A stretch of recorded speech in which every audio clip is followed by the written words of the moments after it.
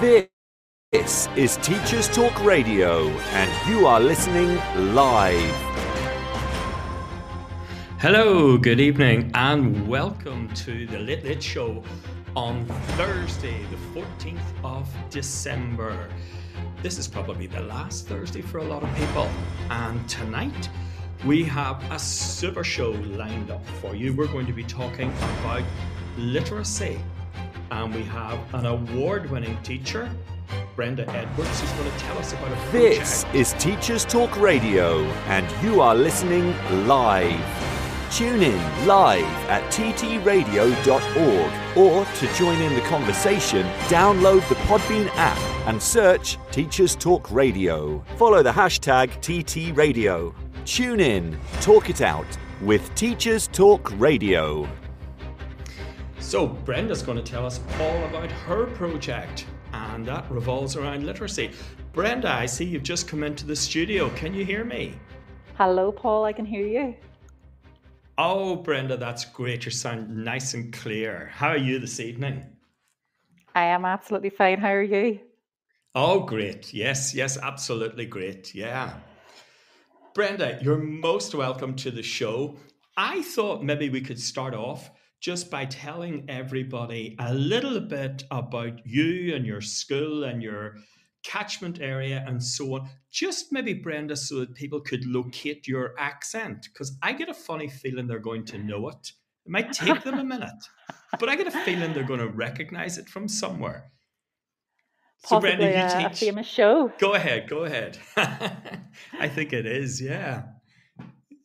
So Brenda, you teach. Go ahead. I keep talking over you, but you go ahead. I teach at St. Joseph's Boys' School in Derry, a fantastic school in the heart of Derry. And I started there last year, last September, new appointment. And I suppose if I go back a little bit, I qualified in English back in 2008. I went on to do a PGCE in 2009 over in England and taught in England until 2013, and then relocated home once my son was born. Paul just felt that pull to get back home again. And of course. Yeah, absolutely. And then I worked in a fantastic school in Mahara, St. Patrick's College. And I was very happy there for like 9 years, just over 9 years. And whilst I'd seen many posts come up in Derry for teachers of English, I didn't feel a pull. And then I saw the post for St. Joseph's. It was head of English. And I applied and I was successful. So I've worked there now since last September, Paul. Great. Excellent. Yeah. And Brenda, you're an award-winning teacher. Can you tell us about that? Yes. I was lucky enough to be nominated for the Renaissance Learner Award, and I was the winner of the overall award for curriculum initiative. And it was based on a project that I had created. It was something that I had in mind. I had stepped into whole school literacy towards the end of last year, and having looked at the data and knowing that we're a school in a heavy disadvantaged area, I knew how that adds up in terms of outcomes, particularly when the boys get to GCSE level. So I started looking into it in terms of the literacy scores, and recognises that everybody knows that the best route out of poverty is reading and literacy. So I started looking at the literacy data and tried to figure out a way to creatively approach literacy, because I've seen it done many times before, through paired reading and through pupils being withdrawn for literacy interventions such as completing booklets. But I just knew that it wouldn't work. The scores for a certain group of boys were quite profound. And in terms of the reading and spelling ages, it would need something quite significant and quite, creative in terms of the approach. So I designed a program that was based on a phonics approach. And we all know at secondary school level that phonics is something that we don't usually dip into. We leave that to the experts at primary school level. However, what we can't ignore is that whether we like to see it or not, we have children at secondary school level across many non-selective schools that have primary school reading and spelling ages. So what they need is primary school level strategies that are delivered in a manner that doesn't offend the children, that doesn't attack or diminish their self-esteem, and that really was the premise of the program. So it was a phonics approach that I adapted in line with the Abigail Steele phonics program, and that was in consultation with the EA and literacy services. I had a conversation with them, and I thought, which literacy approach would be the best here in terms of phonics, and I looked into the Abigail Steele program, and it's fantastic in terms of the diagnostic testing that you start with in terms of baselining and how you work, I suppose, the boys through the activities. Spelling programs to go alongside of it through the spelling shed, but then it's about engaging boys then through texts that again aren't going to be babyish or childish. So it's looking into the Barings and Stoke, range and themes that are relevant for teenagers, but have the readability that would suit the needs of those scores. So a bespoke program, Paul, was created to match the needs of the class. So it was all those strategies combined with the addition then of drama and active learning as well. Mm-hmm. Yeah, it sounds really super. Yeah, and I mean, just what those boys need, and as you've said there once or twice, the catchment area for your school, it wouldn't be, conducive to reading. I know. I think in our tech run we talked about, there'd be a lot of homes where there wouldn't even be a book. Reading wouldn't be a thing, and a lot of the boys would struggle with reading. Yeah, and it's certainly not all of our boys and all of our households, because we are, we're an achievement for all school, and we're proud to be an achievement for all schools. So we have boys at all ends of the spectrum in terms of ability, and we welcome that.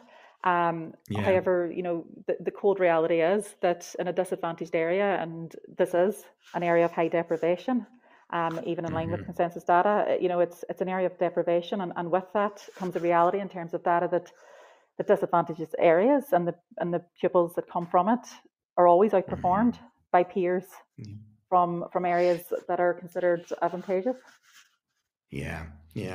You're a very happy school, I can tell you that. And, listeners should check out your website, because that vibrancy and that happiness comes through in just even a cursory look at your website, and your boys are fantastic. And Brenda, maybe we'll just listen to one of your boys yesterday, because they were really gracious and they gave us some interviews. They were very frank. They were really honest. And they were really sincere and genuine in talking about. So let's listen to one of your boys now. I don't like it. I don't like reading because I find it boring, sometimes hard. I like it better when the teacher sits in the middle room and reads to us, because I enjoy the story more. Now, that would be fairly typical of the boys you deal with. And I know, of course, you have the full spectrum and range, but of the boys that your program addresses, would that be? Oh yeah, absolutely. Certainly not reflective of all boys in the school, because as I say, it is an all ability. But it's certainly reflective of the boys that this literacy program is addressing.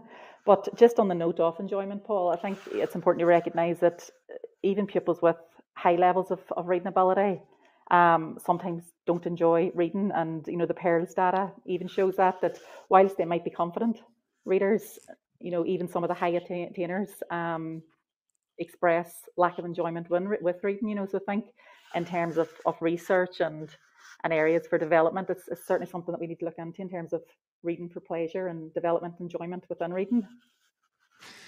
But what comes across to me, Brenda, and we're going to listen to some more of the boys later on, is they might say, and I mean, that young fella there said he doesn't like reading.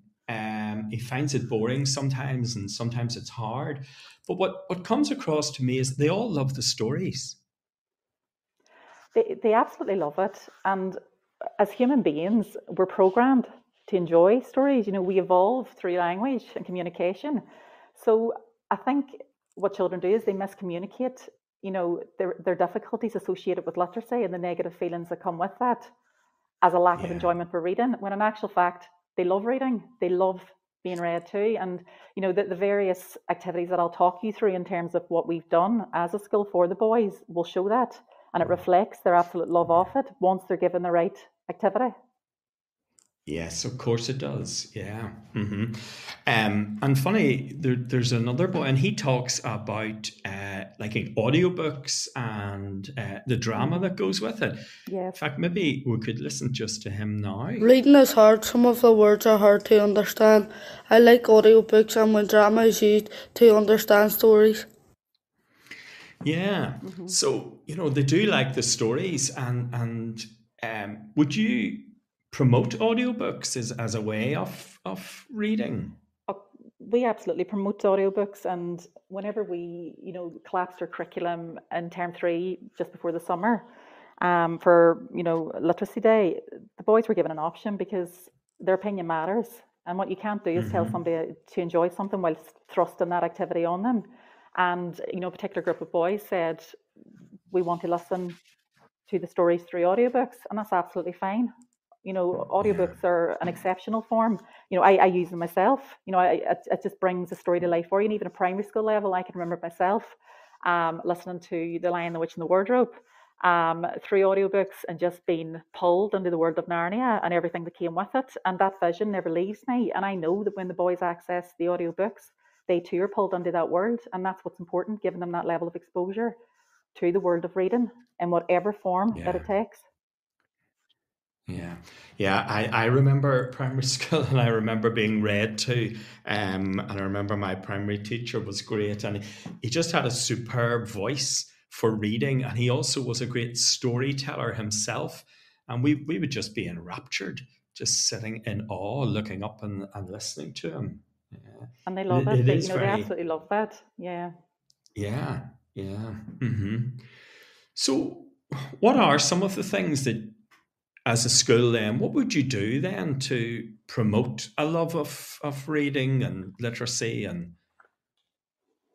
Paul, we do a lot. We really do a lot, and it's something that has been a huge focus. We understand the importance of literacy, and we respect that literacy is far more important than just the classroom. It far exceeds the classroom, in terms of employability and building functional boys that will go into adulthood and experience success, and reading's at the root of that. And we invest heavily in it, in just some of the activities, but there are so many. We have it at different levels in terms of whole school within the department itself. But I'll talk about the distinct literacy for a second. We do explicit, deliberate events to promote literacy. One of our really popular events, and this pre-existed my comedy St. Joseph's, I can't take any credit for this at all, is the Spooker Prize that was brought in by the literacy coordinator of the school. And it's a fantastic event that basically, it's always around obviously Halloween, and the boys in English will write their spooky tales, and then the top 3 across all classes, so all ranges of abilities, will then be brought into the hall in their Halloween outfits in front of a live audience, and there's a huge buzz, and they get to read out their spooky tales, and it's all decorated obviously, and the lights are dimmed and the music's set up. And Thriller, we put up a little video there around Halloween even for Thriller, where the boys were out in the corridor doing the Thriller dance, and this was all in between reading their work. And it's about bringing that enjoyment to literacy and showing the boys that literacy doesn't mean sitting in a classroom, drop everything and read, sitting silently reading a book. That's not what literacy is. It's St. Joseph's. Literacy is active.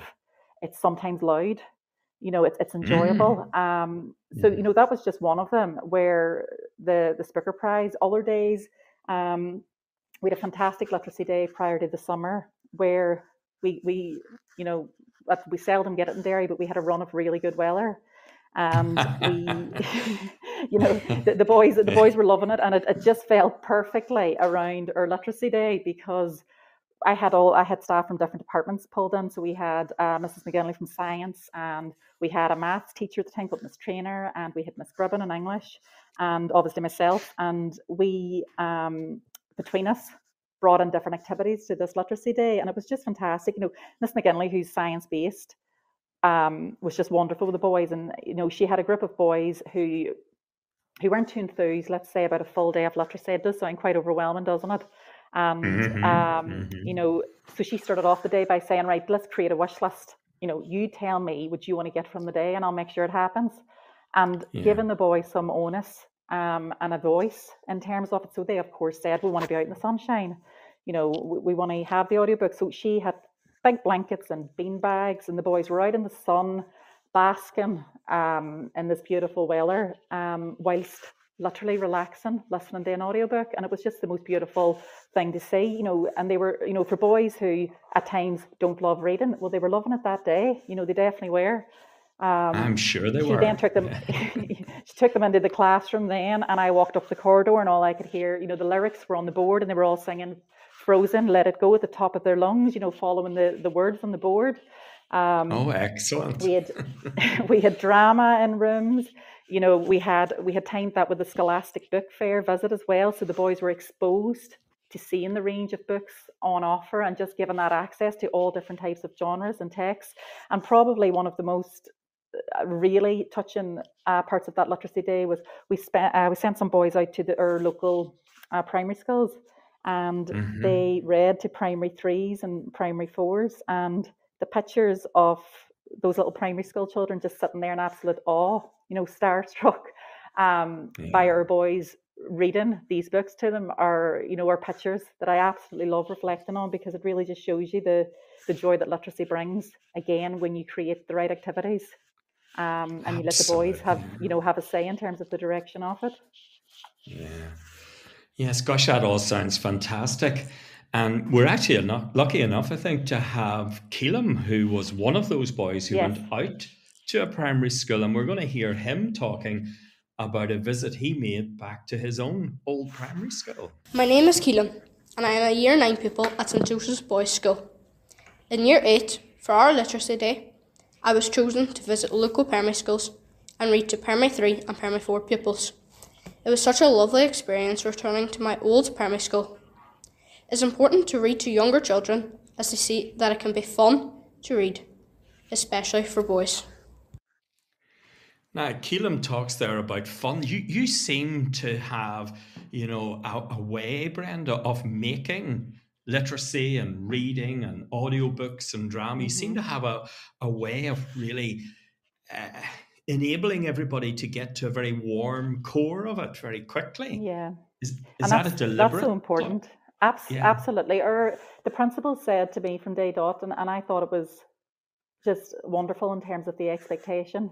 And we have really high expectations for the boys.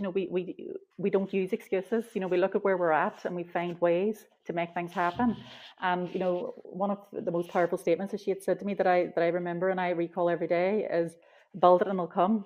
If you build the right activities and you build the right programs, they will come, and that's where you see the achievement and the enjoyment from it. And in an all boys school, Paul, you've got to be creative. You can't keep producing and repeating, the same activities that we see year in and year out and expect different results. It just doesn't work. So it's the things like, even in September, we collapsed the curriculum for the day and did the Roald Dahl event, and we just said, right, how do we make this fun? Because again, telling boys that they have a full day of literacy, there's an element of selling it to them, so that they go into it with an open mind. And again, we pulled in different departments. This time it was PE, drama, science and English, where we had, Mrs. McGinley was involved this time, and she had stopped her singing and the bean bags and stuff this time, and she'd moved into science experiments, obviously reflecting George's marvelous medicine. And then the boys got activity throughout the day. Danny the Champion of the World. Then we moved into drama, revolting rhymes. And then in English, we did the BFG. We covered desks and walls, and the boys were scribbling gobblefunk. And we did blindfold taste testing, and the boys at the front had to use the most descriptive language they could in terms of sensory description. And it was a fantastic day. And probably most importantly, because it was a Year 8 transition event as well, it built really positive connections. So we were using literacy as a way of forging relationships and friendship amongst the boys, and it worked. So it was lovely. It really seems to work, yeah. And maybe we'll come back to that, because that's an area I would be very interested in. But Brenda, I really want to know, how do you manage to get, such cross-curricular collaboration? Because, many things have been introduced in many schools, and they've tried to have a cross-curricular approach, and, haven't certainly always worked with the vision that you're explaining to us. How do you get all these teachers who are as committed as they are to promoting literacy in St. Joseph's?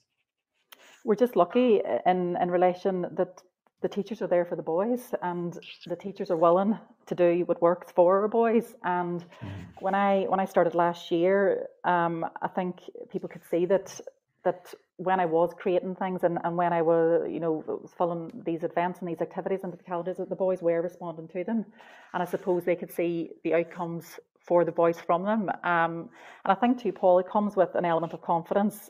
I'm an experienced English teacher.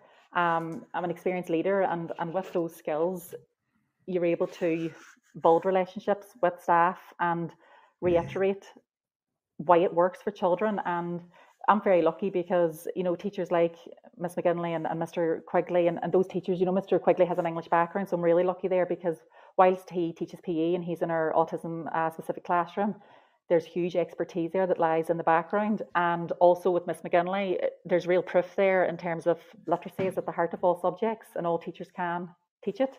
And the promotion of it is so important because children needed to access whole curriculum. So we need whole staff engagement with literacy. But I suppose when you give staff to, I invited them on, no one was told, it never would be the case, in the same way that the children are asked for their opinion in terms of the events and given their voice, so too were the staff. And at no point were staff told to join. I approached different members of staff and I asked, would they be interested in it? And it was a very positive response.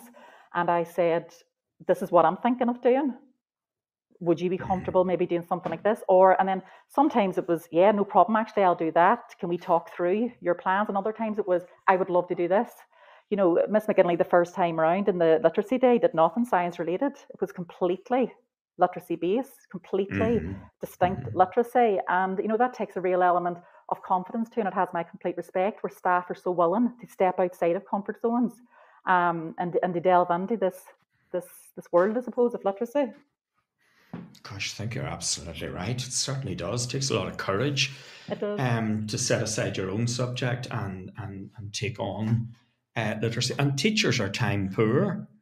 That's a very big demand of teachers. They are time poor, and we're lucky that we have the staff we have and the willingness that we have, because they are very good to the boys, and everything comes back to the boys, and they're very selfless with that, because everyone's under pressure and everyone is trying to complete their own curriculum and their own work and everything else. So when I'm asking for days to be collapsed and for staff to be taken out of departments, I think we go back to the importance of literacy and the fact that it drives all subjects and it underpins all subjects, and for pupils to be able to access all subjects, that there needs to be a drive from all subject teachers, just so pupils connected to with other subjects that faces are outside of English, because it doesn't just lie with English. The onus is on us all to pull together. Well, we'll maybe come to that in a second, Brenda, because I think these next things are linked. You mentioned expectations and high expectations. Yeah. And we were lucky enough to have an interview as well from Paul Quigley, whom you've spoken about. So Paul speaks about, in fact, I think he calls it massive expectations. Let's hear from Paul. Yes. Hello, I'm Paul Quigley. I'm one of the teachers within the autism-specific classrooms. It's an absolute pleasure to teach English and literature within St. Joseph's high schools. Like all areas under the school, we have massive expectations for the boys. We really do try and create a love of literature. To try and do that, we're always trying to choose riveting, engaging contexts and different texts for the boys that will really enthuse them and want them to do learning. Striving for best practice, we'll encourage them to write in the desk, write at every opportunity that they can find. We will encourage them to write at distance as well. So it will be writing across different genres, for example, writing to their old classroom teachers, and then we'll have them writing spooky themes and scary stories for situations such as Halloween. Therefore, recently for Halloween, we dimmed the lights. We created a very scary atmosphere to really try and ignite the boys' interest. Coincidentally then, the boys were able to write real graphic horror novels. I think you're going to be inundated with people wanting to work in your school, Brenda, very soon. Do you know that session that he mentions there, Paul, about the lights? Yeah. I happened to trip upon that session by accident, and I had popped down to see one of the boys in his classroom, and the lights were out and the candles were out and this music was on in the background, and the boys and Mr. Quigley came to the door and went shh, and the boys didn't know. So I watched them coming down the corridor, and they had no idea that this awaited them within the classroom. And it was, oh, what's going on? And just, just watching the magic on their faces in our autism specific classroom. This was as the boys walked in, and he spoke to them in a tone, and he says, now listen, and it was just utterly fantastic to experience. And as I say, it's just another example of another day at St. Joseph's in terms of literacy and English and expectations. Yeah. So there's something of that sense of, grand importance, and something of that sort of awe and magical sense that's built up there. I mean, obviously you have peaks of it maybe in those days in particular, but yes, there's something about the awe of that. And is that how you do instill that love of literature? It's whatever way that you can get the boys hooked in, and that might be through active learning. For example, I had a group last year who I noticed immediately that there was a distinct gap within their punctuation. And so the first thing you do is you work out, instead of just asking them to do they know the basics of punctuation? So when the boys came into a lesson, I would say to them, right, Kung Fu punctuation has started, and they would reply, yes, sensei. And I would say, right, full stop, and they would punch in front of them, or exclamation mark, and they would do the chop down the punch. And it's about that reiteration of the basics of punctuation through kinesthetic learning and activity, and more importantly, the laughter from them.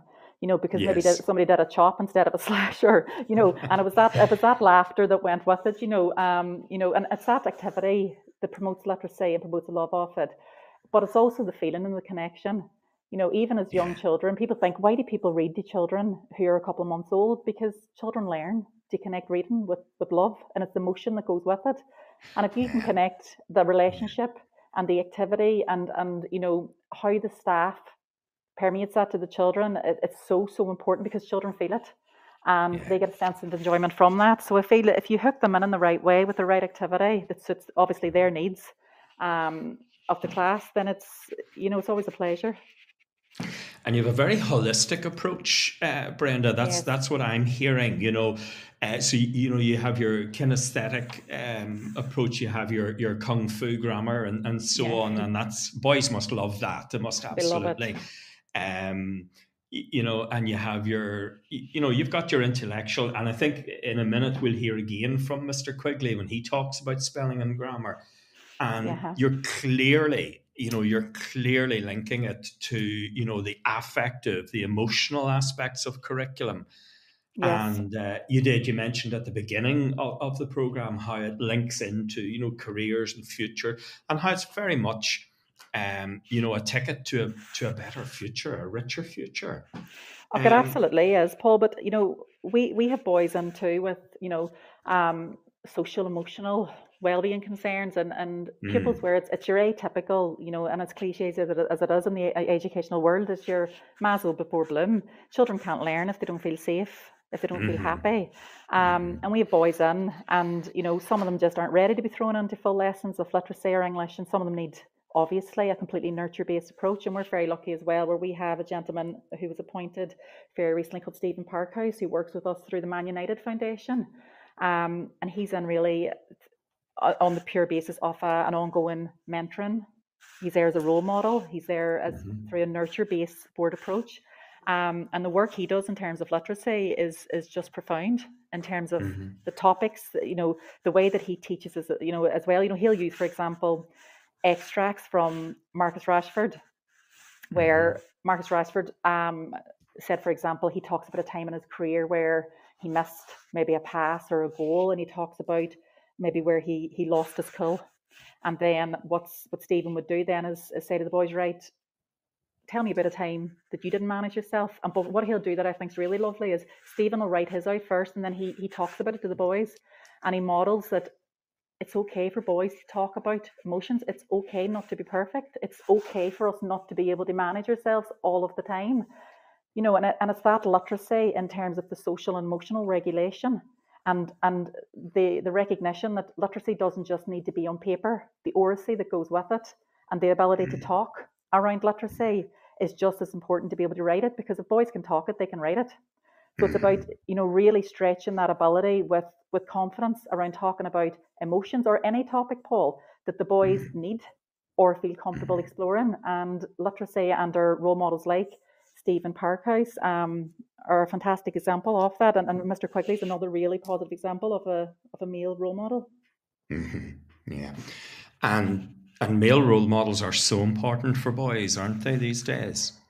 They absolutely are, and all the research reflects that in terms of the importance of it. And that's why it's so important that if boys aren't getting it at home, then they need to be getting it at school. And, it's that importance of, again, that connection and building the expectations from male staff and seeing male staff read. We were really lucky on National Poetry Day as well, where we did Rudyard Kipling's poem If, and that coming of age and that beautiful message behind the poem.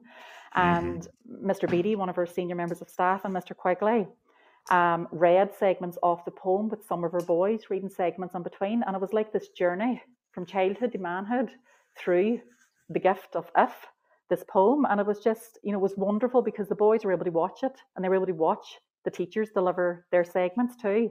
And, and it's again just seeing another example of our staff engaging with the literacy.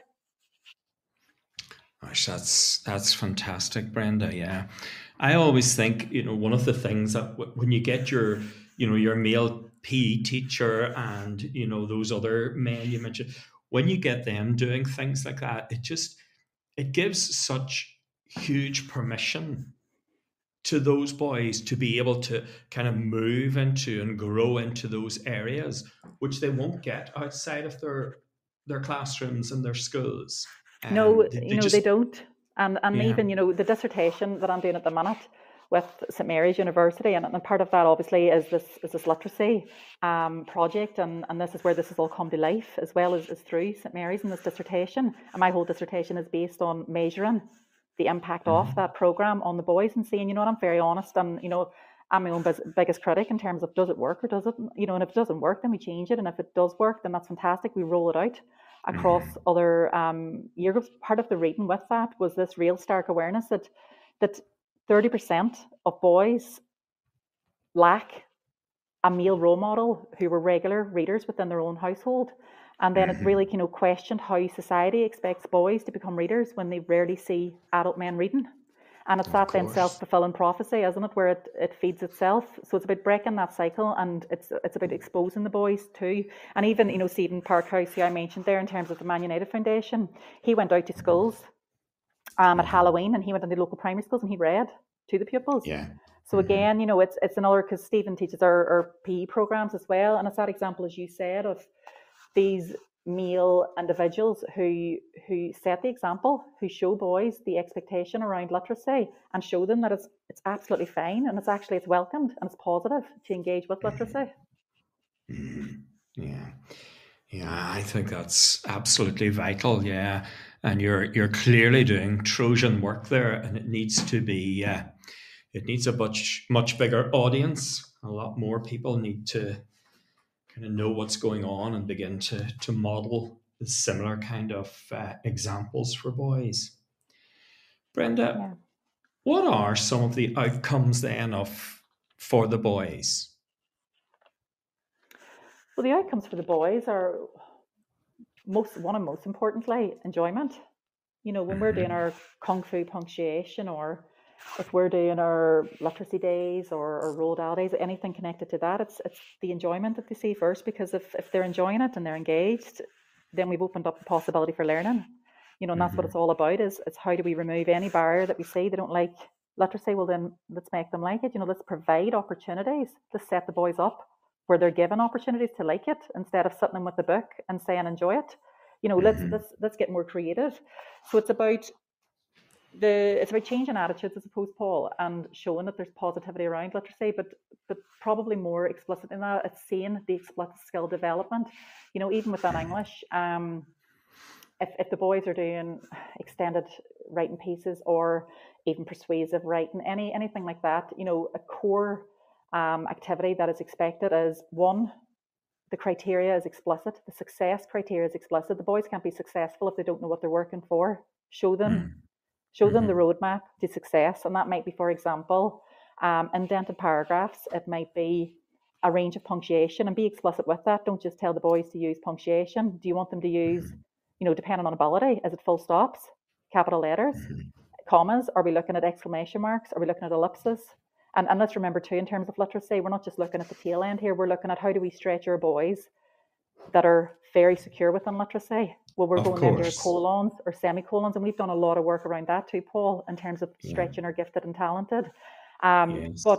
But in terms of that, what you're looking at then in terms of outcomes is, can the boys apply the success criteria once you've taught the skill? And what they have to do is, the success criteria is on the board visually for them. They will then color code that in their, on their writing, and they visually see that. So for example, I'll say to them, right, the punctuation one, color code it in yellow. The impressive similes, I want you to color code it in red. And they'll just literally shade in. And if they can't see it, they haven't done it. So we then go back to it, and I then work out, is this a level of difficulty, or have they just not given any attention to the success criteria? So it's a gentle nudge. And then 9 times out of 10, they will incorporate the skill. And if they cannot incorporate the skill, and if you cannot visually see it, even from the color-coded activity, then you go back and you work at the skill until the boys can do it, because there's no point doing extended, pages and pages of writing. Do a paragraph. I stop the boys after a paragraph, the color code. There's no point doing the color code at the very end. Color code at the end of the paragraph. Establish the standard.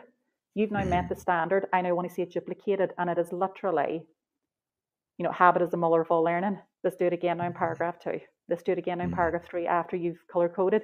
So you see the outcomes in lessons through that as well, but you also see the outcomes with the books that they read and giving them exposure. We recently got in some new books because our Scholastic Book Fair was very successful before the summer, and we used the money earned from that to invest in new books. And what I'd actually done with that literacy group is I'd given them a pupil voice survey. What would you like to read, boys?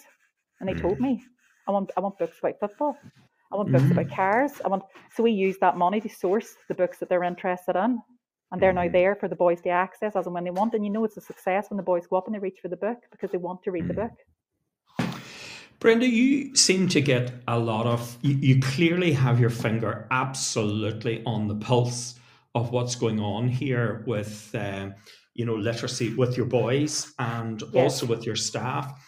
But you seem to get an awful lot of feedback, and you seem to get it from a variety of sources, and it seems to be very immediate from you. I know you talked at the beginning about analysing data, and I suppose we all do that in schools, and we all have to do it. And, we maybe do it in August and September when we start, and we hate doing it and so on. But you have a range of methods there. And I mean, you talked about your visual colour coding of things and so on. How important is that kind of immediate feedback and those questionnaires and those surveys that you're doing? Oh, Paul, it's critical. How can you ever measure what you're doing if you're not looking for the feedback? And I think that's where you need to have a confidence to go looking for it.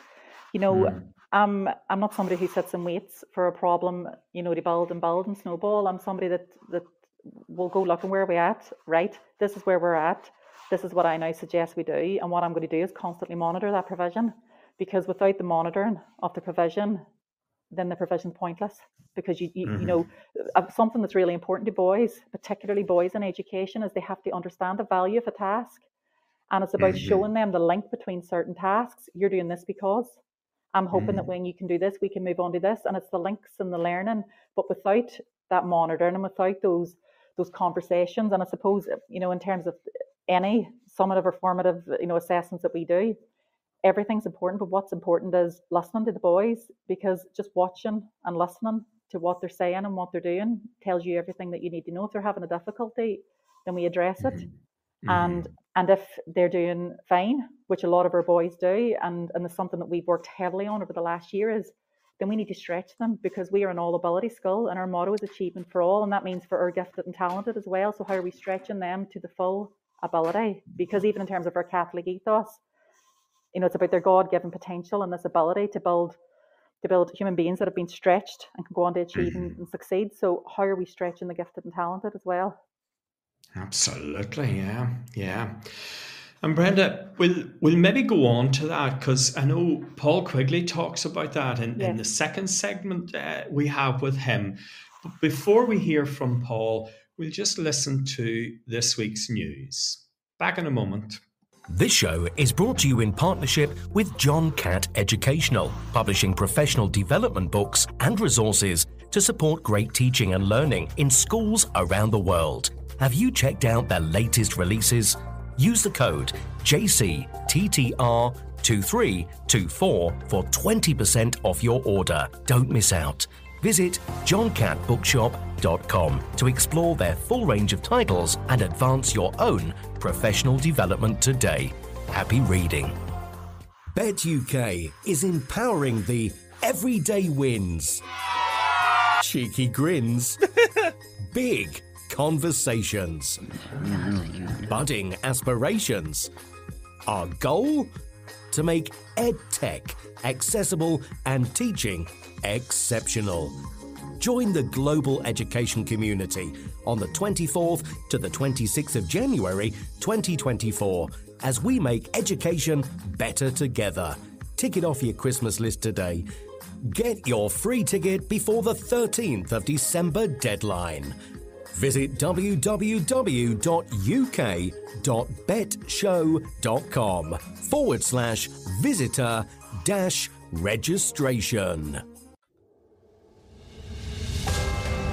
This is Teachers Talk Radio, and this is Teachers Talk Radio News.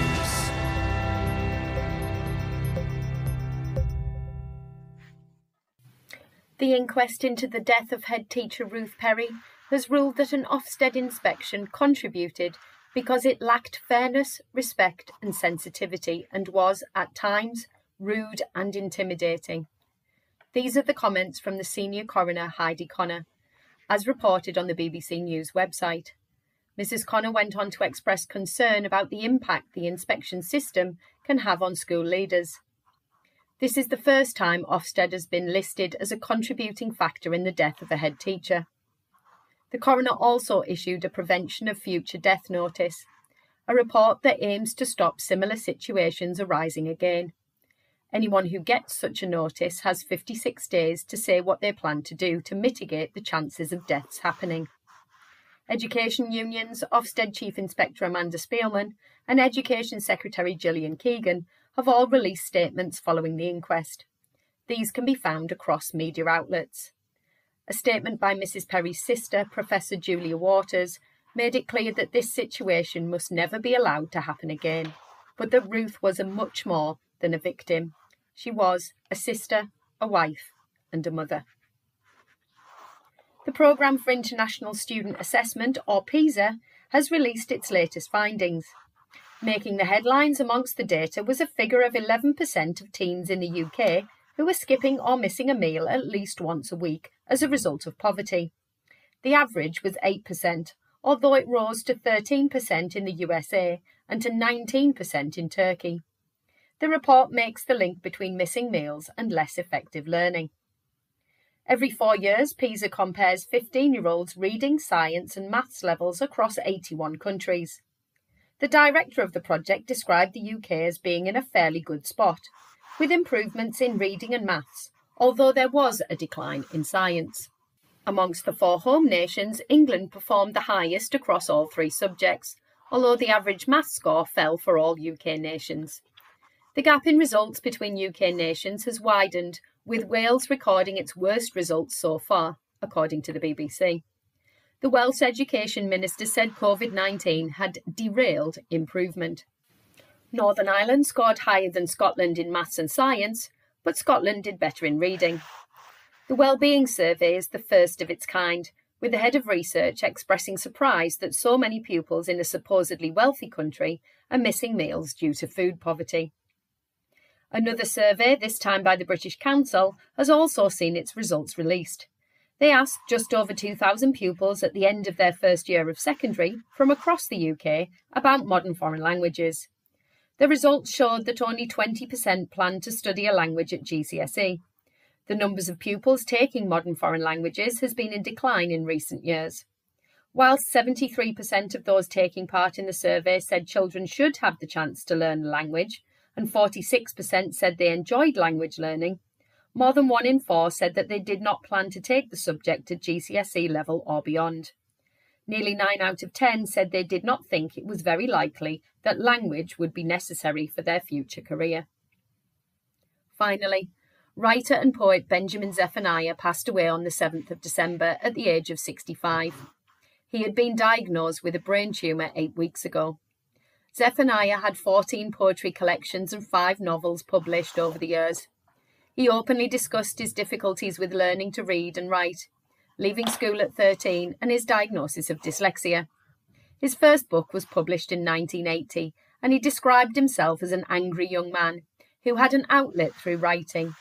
He said that using writing as expression had saved his life. This has been your Teachers Talk Radio News with Joe Fox.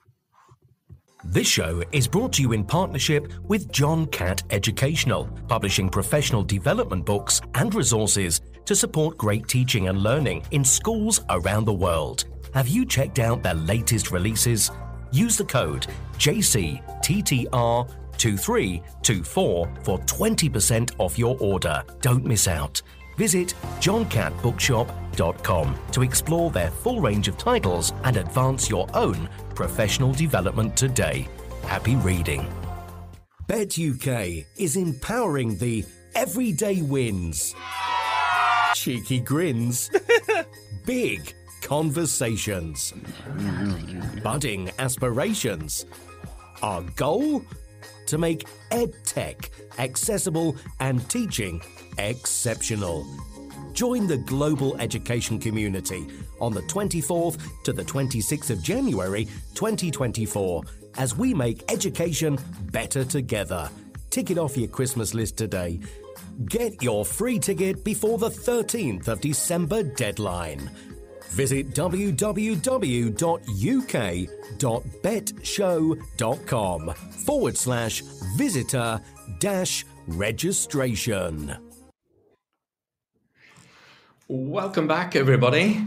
This evening, I'm with award-winning teacher Brenda Edwards, who's raising interest and attainment in literacy at all levels in her school in Derry. Indeed, Brenda, when we listen to the news there, you can see even from some of those items just how important literacy is in people's lives. And of course, the well-known poet, Benjamin Zephaniah, and he died recently. He had been ill for a short while, but he credits literacy with, I think he was involved in a gang life and drugs and things like that. And he credits that very much with his route out of that to a much more kind of efficient and healthier life, I suppose. Absolutely. It's known literacy is one of the greatest, it can contribute in terms of having the greatest impact on the social mobility and equality.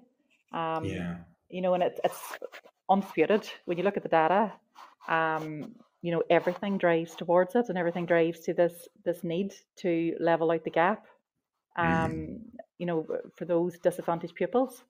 Like our boys who are drawn from those areas because, the fight's greater, I suppose, and the push is greater, and everything is enhanced, and that's why the expectations and the programs and the activities, everything needs to be stepped up because they deserve everything wrapped around them that's going to level out the playing field as much as we can. And that's where the high expectations come from, and the rigor come from in terms of what we expect in terms of provision, and of course our pastoral care for the boys. Yeah, absolutely. Yeah. Now, we've heard a little bit about your Kung Fu grammar, and that's fantastic. We love that. Yeah. And that's one way of getting down to brass tacks, but we do need, you do need to get down to brass tacks. You need to learn your spelling. You need to learn your punctuation. You need to know your grammar. So before I come back to you, Brenda, let's listen to Paul Quigley again as he tells us a little bit about spelling, punctuation, grammar, and stretching and challenging readers and writers? We really try and put a massive impetus on the spelling, punctuation and grammar element of the curriculum. We encourage children, they write with precision and accuracy. To try and achieve this, we try and familiarise them with the relative clauses, expanded noun phrases. We really try and normalise that language. To stretch and challenge the children as well, we will encourage them then. They incorporate all of this within their distance at writing. I did mention the distance of writing before. It really is just opportunities where they can write across the curriculum. They will write poetry, they'll write acrostic poems. They will then go on and create narratives with different characters as well. It truly is a pleasure to teach the boys, and we have fantastic tuition as well through Mrs. Edwards.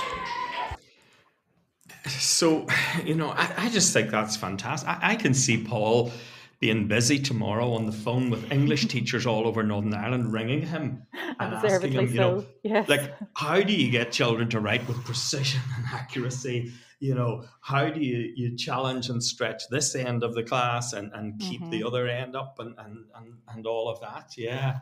So and he does it successfully, and he is completely unapologetic for that, and he'll talk me through and he'll show me examples of work, and it's that sharing best practice that's so important, and having that collegiality where people are open to sharing those ideas, and we do that as a department. We share resources, we share ideas, we share things that have worked, and so often I go into his room and just see the most wonderful impromptu examples of what goes on in his day-to-day classrooms with his ASC boys, and the stretch, and I talk about the stretch because whilst the project addresses those boys who really struggle to grasp literacy, it's about developing the language and communication and literacy for other boys as well who are really able.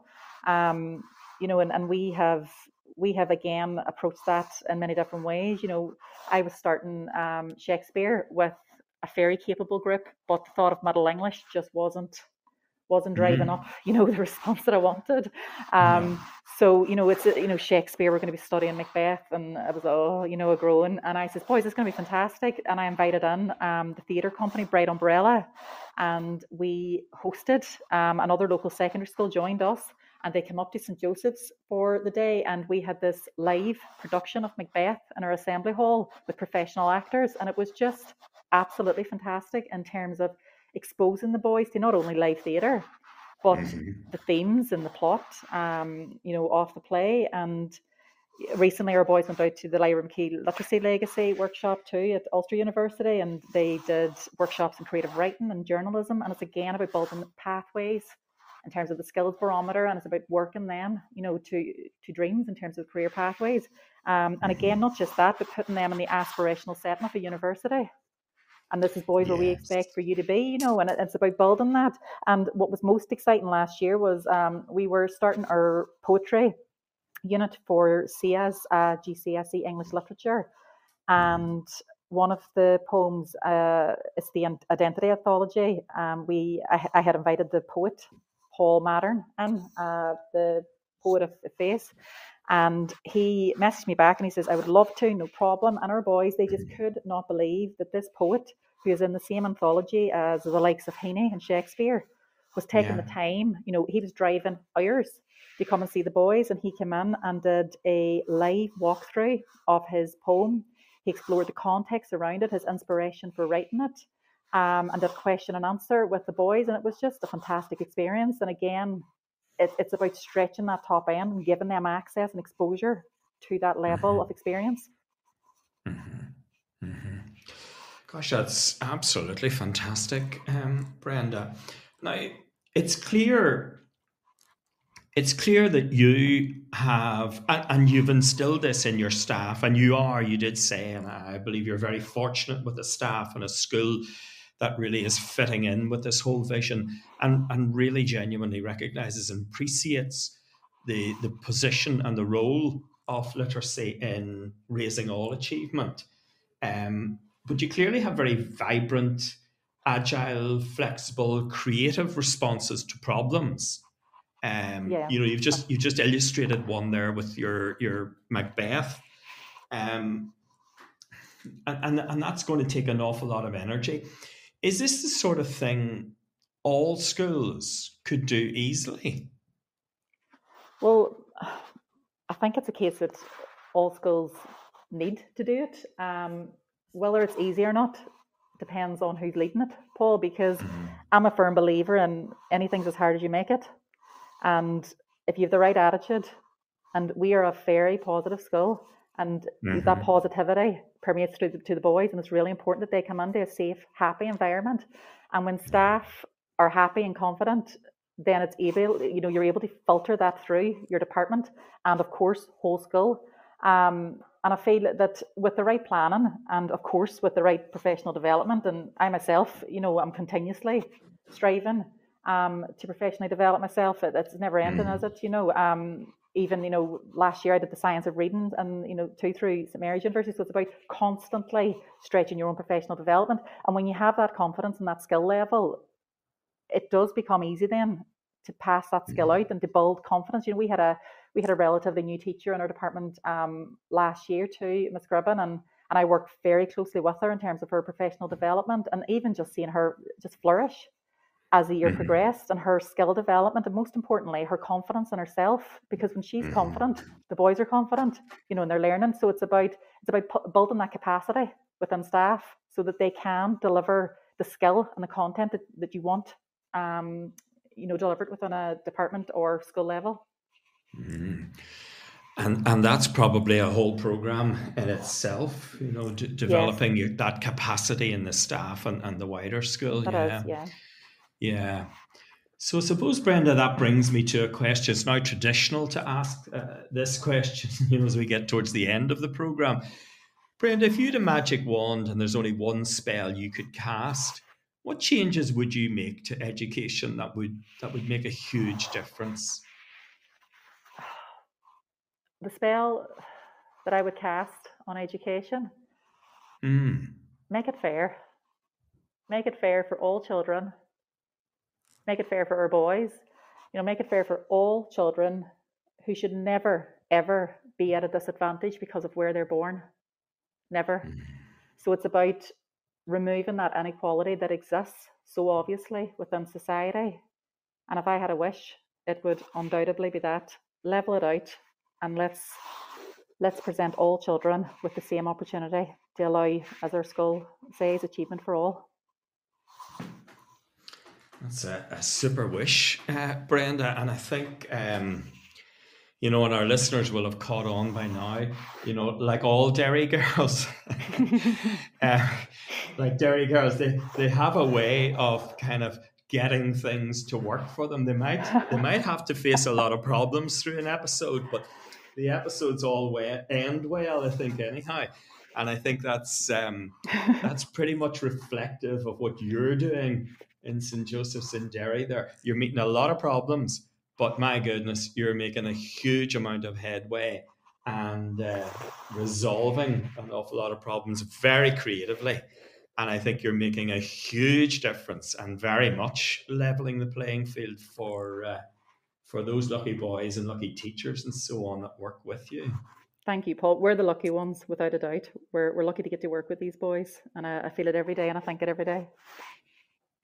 Yeah, it's very rewarding working with boys like that, isn't it? And I think I said at the beginning, I think it is a worth, and we'll put it in the show notes, it's really worthwhile looking at your website, because that warmth and that vibrancy and that ethos and climate that you clearly have created, that actually comes across in the website. It does. We have fantastic PR from Mrs. Shields through the school and our Twitter and Facebook. It is relentlessly feeding through the fantastic practice that's seen day in, day out at St. Joseph's.